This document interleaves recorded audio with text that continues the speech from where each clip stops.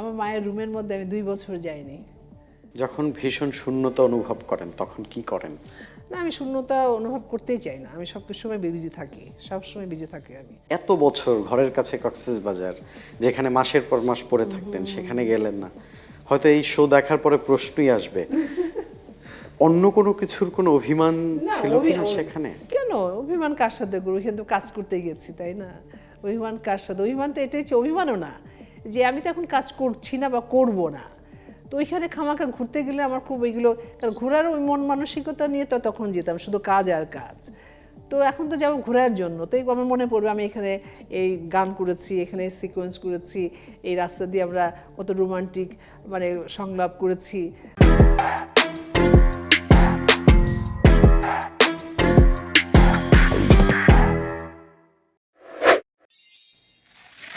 তাই না? এই বালুর চর দিয়ে দৌড়াচ্ছি, এই করছি সেই করছি, তো ওইগুলো মনে করতে চাই না। আমি মনে করলে আমার কষ্ট হবে। তাহলে কি প্রিয় মানুষ ছেড়ে গেলে তাকেও কি এভাবে মনের বাইরে রাখেন, আমি চেষ্টা করেন? চেষ্টা করি। মায়ের পরে মানে হয়তো ওরকম ভালোবাসা কারোর প্রতি হয়নি। তার মা যখন চলে গেলেন পৃথিবী ছেড়ে, তখন আমার মায়ের ঘরে আমার মায়ের রুমটা আমার পাশেই ছিল, এখনও আছে। তা আমার বোনদেরকে বলেছিলাম যে আমার মায়ের যত কাপড় কি আছে, কোথায় কি একদম সরিয়ে রাখবে, আমার চোখের সামনে রাখবে না। আমার মায়ের রুমের মধ্যে আমি 2 বছর যাইনি। আমার মায়ের বনানীতে কবর, আমার মা আছে না, মেয়েরা মাঝে মাঝে হয়তো জিয়ারত করতে যায় একটা সময়, আমি বোধহয় 2-3 বছরও যাইনি। হ্যাঁ, তা আমি একটু অন্য টাইপের আসলে, কেন একা একাই মানে এই চলচ্চিত্রে একাই আমি চলেছি, একাই আমার চলার পথে কিন্তু আমার কোনো ফ্যামিলি ছিল না, আমি একাই চলেছি। তা আমি আল্লাহর রহমতে যে কথাটা বললে যে এখানে আসলে এটা সেটা, আমি এরকম কিছু দেখিনি, কখনোই দেখিনি। তাহলে আমি একা একটা মেয়ে মানুষ, তারা ছিন্ন ভিন্ন হয়ে যেতাম যদি ওই ধরনের মন মানসিকতার লোক যদি তখন থাকতো। এখন আছে কিনা আমি বলতে পারবো না, এটা আমার জানা নেই আর কি। ম্যাম, ব্যক্তিত্বের জায়গায় আসলে মেয়েদের কোন জায়গাগুলোতে খুব শক্তভাবে থাকা উচিত বলে মনে হয় এই সময় প্রজন্মের? এই সময়ের প্রজন্মকে নিয়ে আমি কথা বলতে চাই না, তারা সবাই একদম খুবই ব্যক্তিত্বপূর্ণ, আমি এ নিয়ে কথা বলতে চাই না। এটা যার যার ব্যক্তিত্ব, মানে ব্যক্তিগত ব্যাপার, কার কথা কি বলবো এগুলো আমার দরকার নেই। সবাই ভালো আছে, ভালো থাকুক, এটাই। নিজের নামে যদি বায়োপিক করা হয় কি নাম রাখবেন? রোজিনার পথযাত্রা, এটা লিখবো।